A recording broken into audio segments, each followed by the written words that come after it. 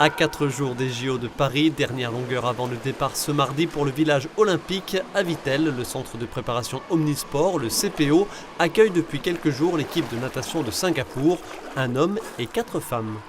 Le bassin est très bien, tout est à proximité, surtout les hébergements, et nous faisons tout à pied, c'est tranquille, c'est parfait pour bien se préparer. Des conditions d'autant plus idéales que ces nageurs sont les seuls dans le bassin, bien que le CPO aurait pu en accueillir plus. Étant donné qu'à ce niveau-là, l'objectif c'est quasiment de pouvoir nager seul dans sa ligne.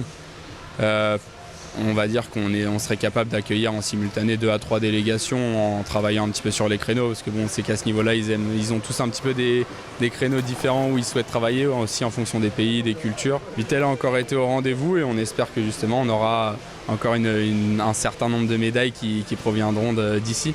Et ça, ce sera un petit plaisir, un petit plus. Direction le centre équestre avec cette autre équipe, celle des États-Unis. La discipline mixte du concours complet comporte 3 épreuves, du dressage, du cross et du saut d'obstacle.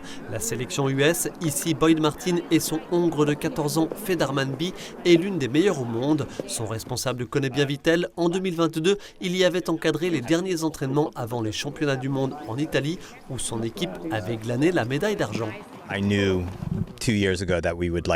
Il y a 2 ans, je savais que nous reviendrions ici pour préparer les JO.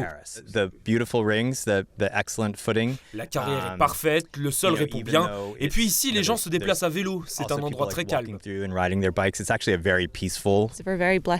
Nous avons beaucoup de chance, le temps et de la partie, les installations sont extra, nous avons toutes nos chances pour ramener une médaille. Le centre équestre vitellois et son parcours de cross sont une des références nationales en matière de concours complet.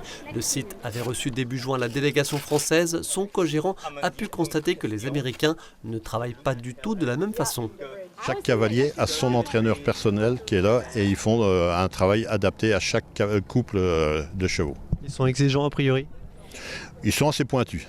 Les épreuves de concours complet se déroulent ces samedis, dimanches et lundis dans un autre décor de carte postale, le château de Versailles. Vittel n'en a pas pour autant fini avec les JO. La cité thermale pourrait accueillir prochainement plusieurs para-athlètes.